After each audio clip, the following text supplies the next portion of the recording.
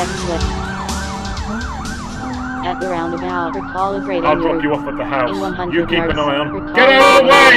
You keep an eye on next Chamberlain. right. I'll go looking for Cheadle. Recalibrating Right you are, Frankie. Take the Sorry, next left. right you At are, the next Governor. intersection Better. page, Hold on. you are going your own way.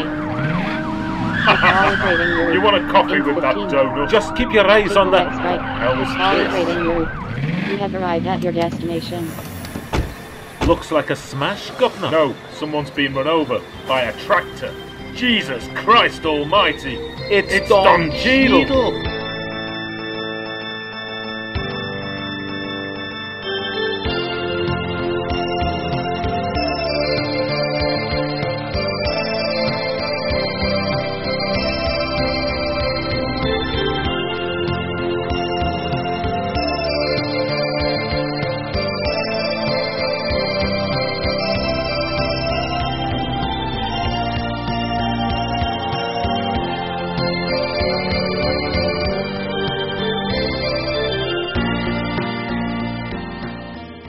Hello, and welcome to the second instalment of the first episode of my show addressing contemporary concerns, entitled Contemporary Concerns, with me, Dr. Gregory Chamberlain.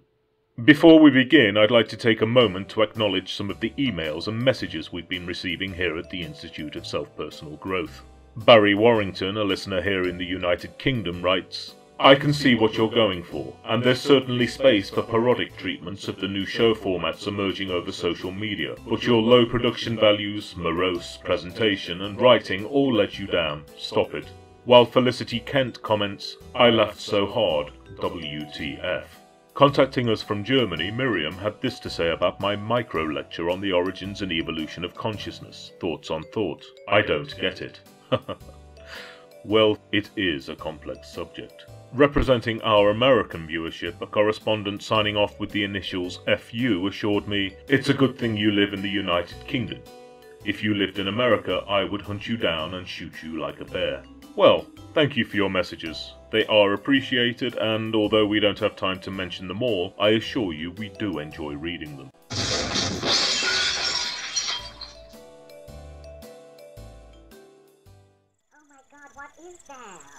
Radioactive glow-in-the-dark piece. Chinese. He said it's the Chinese. It's an invasion. Oh, I'd say a glow-in-the-dark piece. It's a Chinese invasion force. You mean like Chinese lanterns? Oh my, so pretty.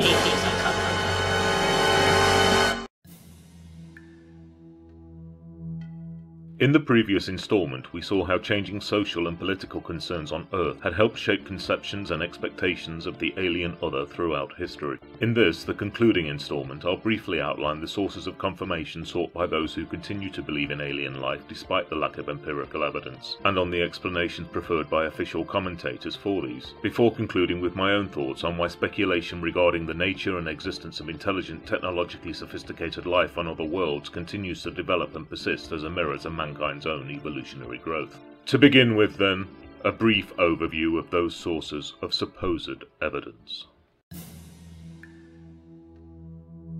At the time of writing, the efforts of the SETI program, Project Ozma, and all other attempts to detect or engage with our extraterrestrial cousins continue to fail in their attempts to yield evidence in support of the hypothetical assertions of Drake's equation, and the universe remains a seemingly unpopulated ballet of frigid spheres.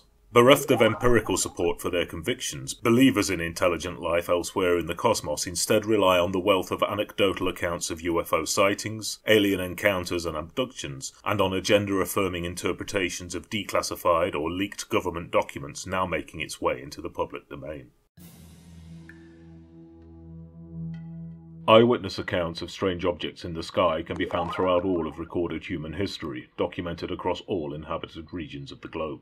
Often incorporating the common features of sleek metallic cigar or saucer shapes, cherry-red engine flares, illuminated lower regions, rapid movement and silent, seemingly piloted alterations to course, these objects were historically interpreted as blazing chariots of fire, ethereal vessels ferrying the gods across the heavens, but are now viewed by some as firm evidence of extraterrestrial visitors to Earth from elsewhere in space. Generally regarded as the earliest photograph of what came to be popularly known as an unidentified flying object or or UFO, this image of what appears to be a saucer-shaped craft soaring high over the summit of Mount Washington in New Hampshire, USA, was taken in 1870, while this primitive grainy footage, the first moving image of an unidentified flying object, was captured by Professor George Adamski in 1946.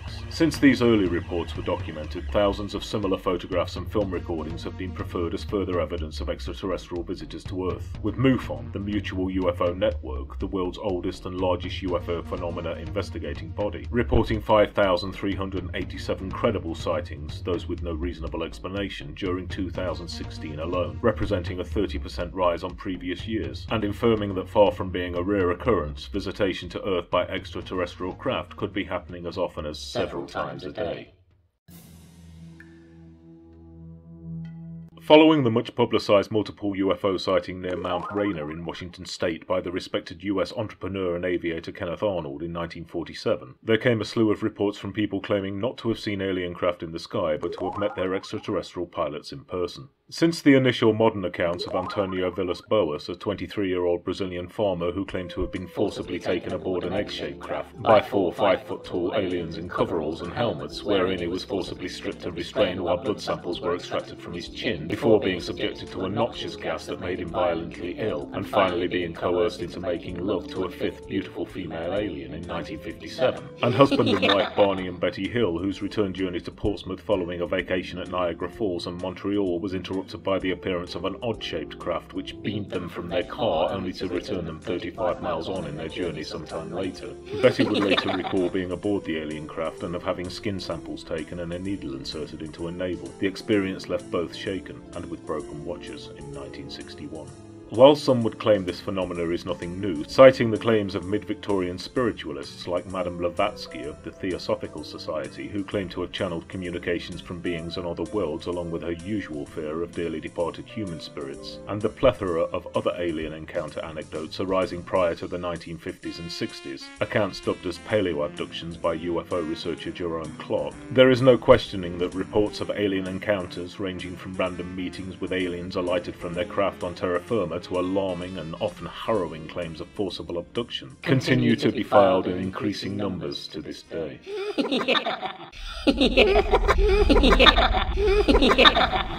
He is definitely the one, no question. We have saved him from the gangster, as instructed. What is next? We must wear him down, break his resolve. It is time to turn his mind to thoughts of love. Lost love. Oh, lost love. Perfect. And the woman, when the time is right. When the time is right.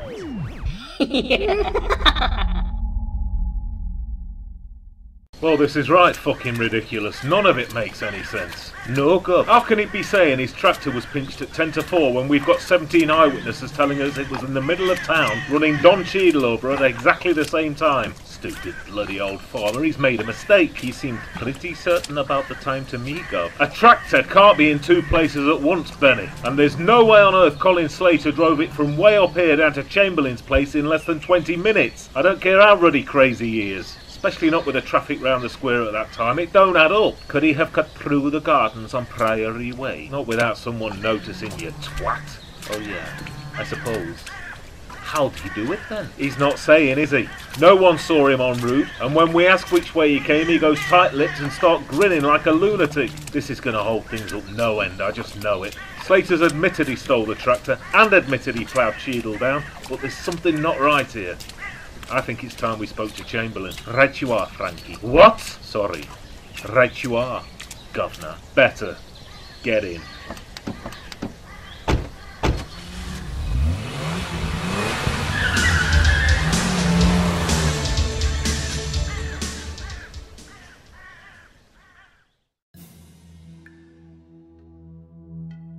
In January of this year, that's 2017, the Central Intelligence Agency, that's the CIA, released almost 800,000 documents previously withheld from the public domain in response to a lawsuit filed against them by Freedom of Information activists in the US. Among these were papers documenting UFO sightings recorded in Norway, Spain, North Africa and the former USSR between the 1940s and 1990s that the CIA had concluded were indeed unidentified, as well as writings attributed to the Unidentified Flying Objects Program, which outlined strict codes of practice to be undertaken by all US Air Force commanders in response to a sighting as a matter of national security. Stressing the importance of a rapid response, these guidelines call for the detection, identification, interception and, where necessary, destruction of objects entering US airspace that cannot be classified by terrestrial account. While some chose to see these documents as clenching proof of the existence of alien others visiting Earth, skeptics are quick to note that they merely serve to verify that the US government takes, or at least has in the past taken, the possibility of alien visitors and the likely threat they pose very seriously, going on to remind us that this is something we were told to be the case by high-ranking officials and former US presidents themselves. Even more extreme detractors warn that the very fact that these inconclusive documents have been made available at all marks them out as very suspicious, and no doubt an attempt to placate the public and silence further calls for disclosure. As an interesting aside, these papers also include official accounts of the testing as part of the Stargate project of the Israeli celebrity psychic Uri Geller, along with the conclusions of both the CIA and NASA that Mr. Geller's abilities are in fact genuine.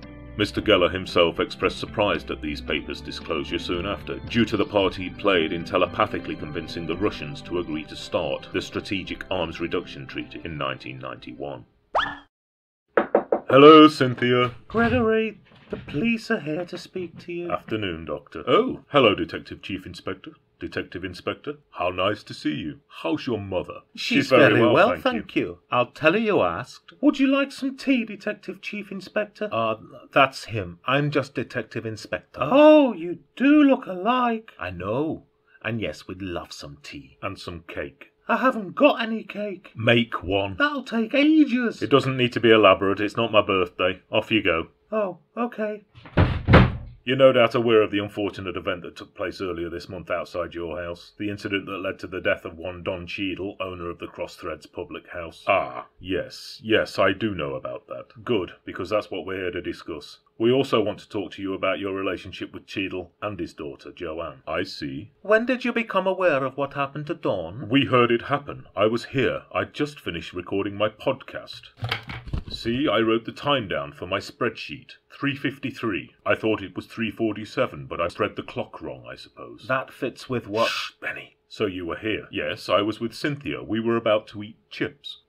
Listen, Detective Chief Inspector, what has any of this got to do with me? This relates to investigations being undertaken as part of Operation Cheese Dragon. And... Cheese Dragon? I didn't choose the name. One of our surveillance officers did. Surveillance officer? It was her turn. I see. What exactly were you surveying? I've got myself into a spot of bother. I owed on Cheadle some money. I bought some amphetamine pills. You've been listening in on my telephone calls? Why? I'll come to that. Do you know Colin Slater? Colin Slater? No, I don't think so. Colin Slater is a troubled man, currently residing in a high-security facility. Yet somehow Colin was driving the tractor that hit Don Cheadle. Colin's being treated for an unhealthy fascination with farming machinery. A weird one. Have you had any contact with Colin in the last few days, Gregory? What? Now just a moment, I see where this is going. Are you seriously hypothesizing that I arranged for a congenital agricultural plant thief to be sprung from a high-security care facility with instructions to steal a tractor and be passing my house at the precise moment needed to run down and murder Don Cheadle? Well, Doctor, we don't know anyone else smart enough to have masterminded such an elaborate scheme. Have you considered it may all have been a simple coincidence? I don't believe in coincidences. I believe in destiny and the diabolical discrepancies of desperate men. Oh, that's good. Pen, here it is. Diabolical discrepancies, desperate men. Can I use that? They're just words. They're a manifesto. We've got a lot of questions. Yeah, like, what's a kobold? It's a fictitious homunculus, like a goblin. Oh. I think I can explain everything. You see, Brian and I play Dungeons and Dragons, Sunday afternoons. We're members of the Raving Rollers, you see. We use the names of people we know in the game, as a joke. It's silly, I know, but Dungeons and Dragons. At your age, it's not for children, Detective Chief Inspector. There is a fire, Governor. A big one. I think this is more important than a fire. It's at Leopold's Skin Heaven, Gov. All the dancers are out in the street. They're in their skimpies and lingerie. Oh, I see. They need someone to manage traffic. Well, we'd better go then. Here you go. It's just a simple sponge, but I've 2 types of jam in the... Excuse us, miss. Only we've got to go. Oh, okay. Oh, Cynthia, I feel awful. Would you like some cake, Gregory? I could make some poo-poo-poo tea, too, if you like. Well, that took care of them. A fire at a burlesque house. It was the first thing I thought of. They mentioned fetishes. Inspired. This is unexpected, though, indeed. We must intervene. The nerd, Brian. Yes, the nerd, Brian.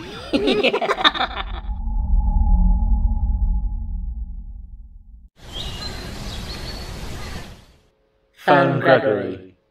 What? Phone Gregory. Huh? Why would I think... Oh, just do it. Phone Gregory. Oh, okay.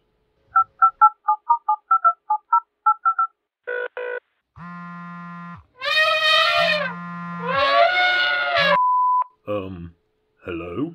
Hello, Gregory, it's Brian. Listen, you're going to think I'm crazy. Brian! Shh! I need to speak to you. Well, that's weird. I was just brushing my kobolds. No, shh! I need to meet you. We'll talk then. Okay, where? The usual place. Do you know where I mean? You mean play... Don't say it, Brian. Don't say it. Just meet me there. Okay, when? I'm leaving now, Brian. As soon as you can. Well, this is all very mysterious.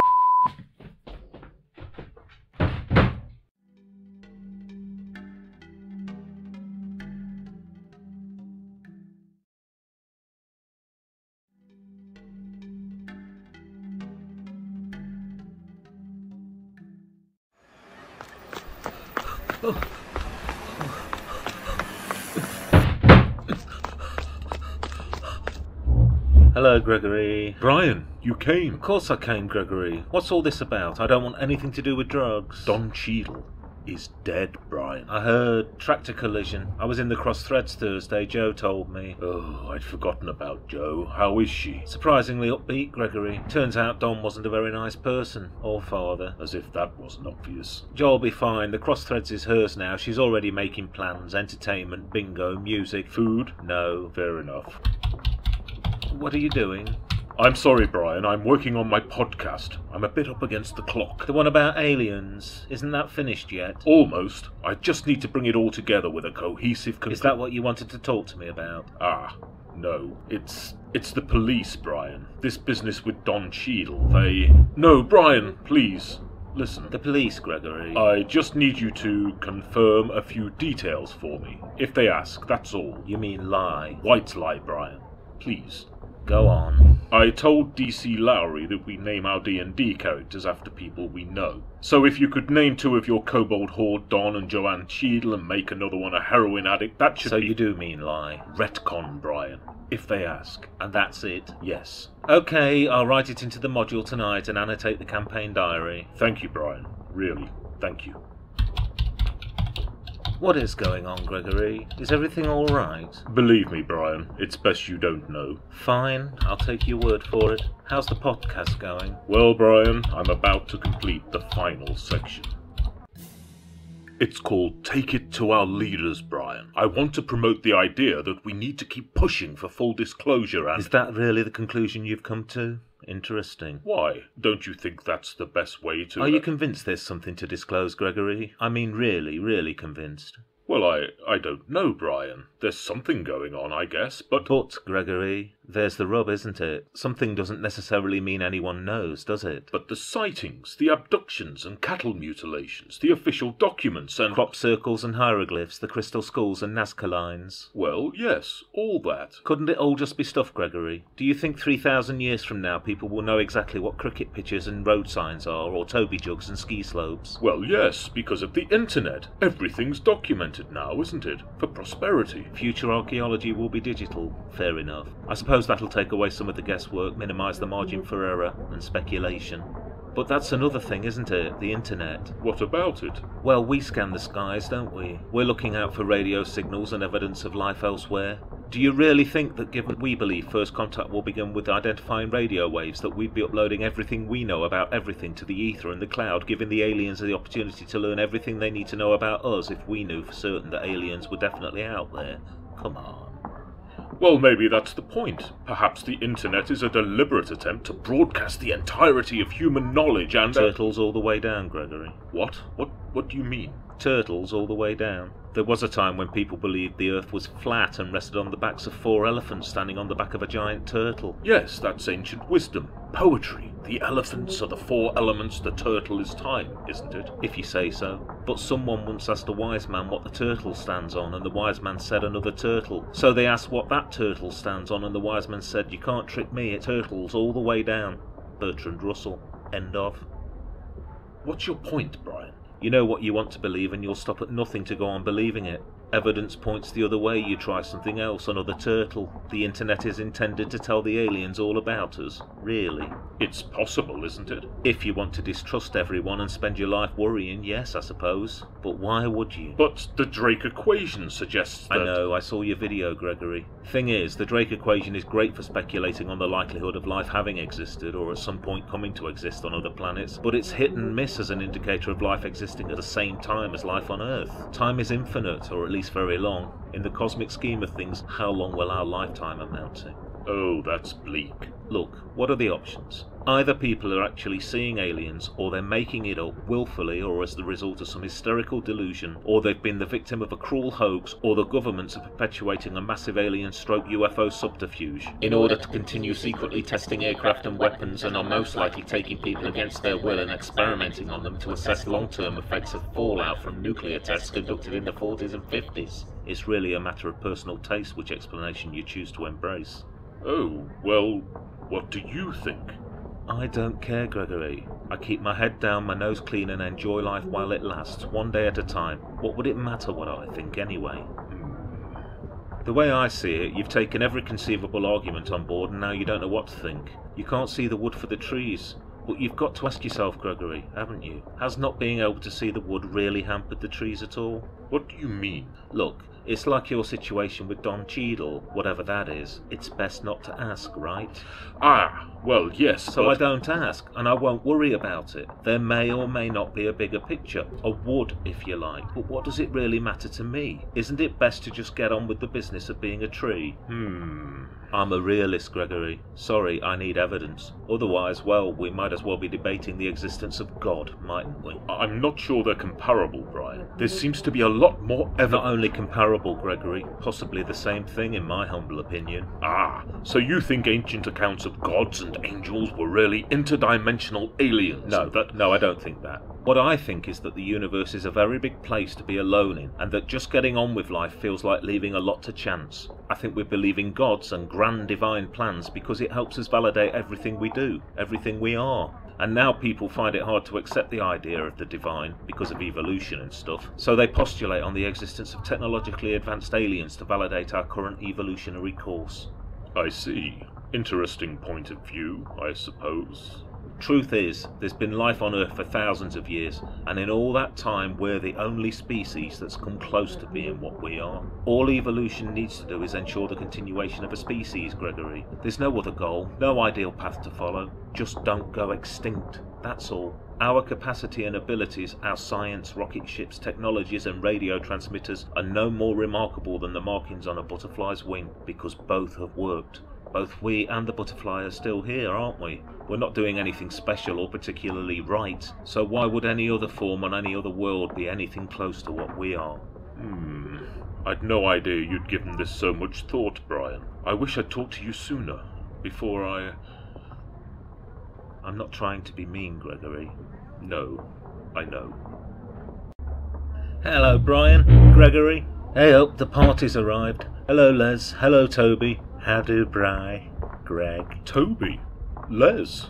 What are you doing here? 2 o'clock Sunday, Gregory. Time for the raving rollers. Oh, I completely lost track of time. I've been so focused on... You are playing? Yes, I am, Brian. To hell with the aliens. Is there a problem? No, Les, no. Everything's fine. Let's play. Okay then, let's go.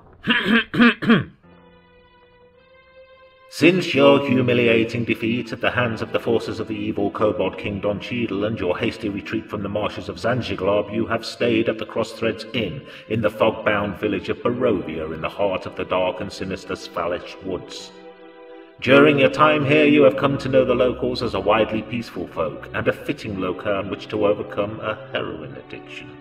But you have also come to recognize an omnipresent sense of distrust among the people and an unspoken dread of the imposing Castle Ravenloft and its draconian overlord occupants. On this day in particular, you note a sense of unease, and a perpetual rolling blackness of thunderclouds casts a grey pall over the land, bringing with it a 47% chance of rain. Right, who wants to roll? I'll roll. Oh, bugger. Right, I open my rucksack and take out my +3 waterproof Macintosh of shower protection. Nice one, Gregory. Oh, let's start the adventure drenched again, shall we? Well, those are the odds, I guess. But it's good for the trees, boys. It's good for the trees. You there, Guff? Over. Yes, what's he doing, over?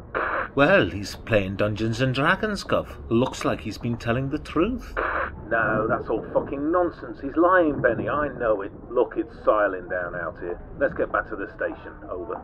Okay, over.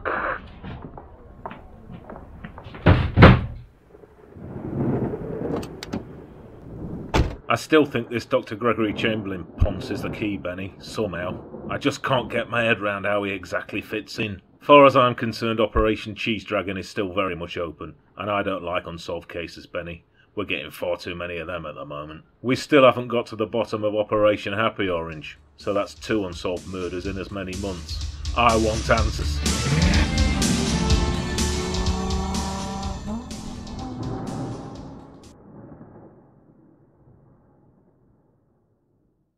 It could be argued that far from bringing peace, each new installment in our continued efforts to understand the universe fosters a renewed and reinvigorated sense of confusion, disenfranchisement, and dread. This disquieting malaise manifests in our popular conceptualization of the alien other, and inspires both our worst nightmares and our most cherished dreams. We are either insignificant accidents born of a seemingly unfathomable process of chance, or monumentally important entities that are yet to realize our full potential.